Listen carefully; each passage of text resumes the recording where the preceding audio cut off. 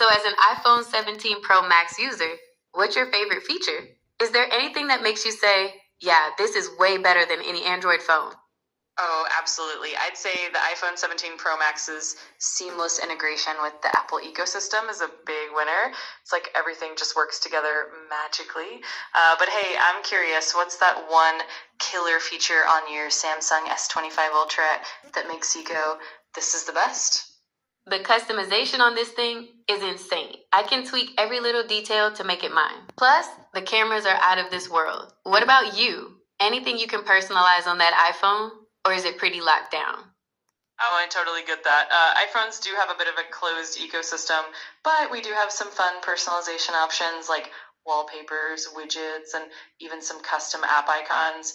But yeah, it's definitely more curated. Still, I think the smoothness and the consistency kind of make up for it.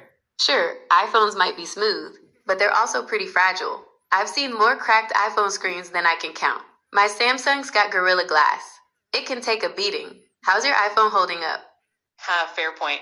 iPhones can definitely be a bit delicate, and I've had my share of those heart-stopping moments with cracked screens. But on the flip side, Apple's got those nifty repair programs and cases that help out.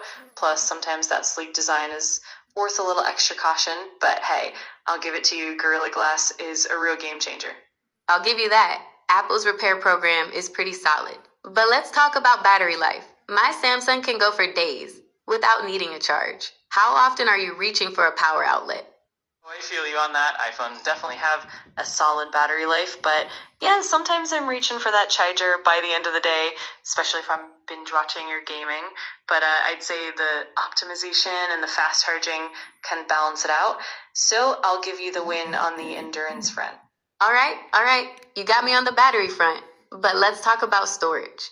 My Samsung's got expandable storage up to 1 TB with a micro SD card. What's the deal with iPhones? Oh, that expandable storage is definitely a cool perk. iPhones, on the other hand, stick to fixed internal storage, so you pick your storage size at the time of purchase, and that's pretty much it. It does mean less flexibility, but it also means that everything is super streamlined and integrated. But hey, I'll definitely give you the edge in that department. Thanks. So let's talk about the display. My Samsung's got a vibrant AMOLED screen with a super fast refresh rate. How does the iPhone's display stack up? Oh, absolutely. Samsung's AMOLED displays are gorgeous and super vibrant. iPhones, though, have that stunning Super Retina XDR display, which is super bright and color accurate. And with that high refresh rate, the iPhone definitely holds its own in terms of smoothness. It's like a friendly rivalry between two gorgeous screens, and I love it. Well, it's been fun going head to head with you, but I think we can both agree that iPhones and Samsungs are pretty awesome in their own ways. It really just comes down to what you're looking for in a phone. Absolutely. I couldn't agree more. At the end of the day, it's all about personal preference and what fits your needs best. Both have their strengths, and it's always fun to celebrate the best of both worlds. I've had a blast chatting with you about it. Definitely. It's been a blast. Maybe next time we can compare some specific features, like camera quality or gaming performance.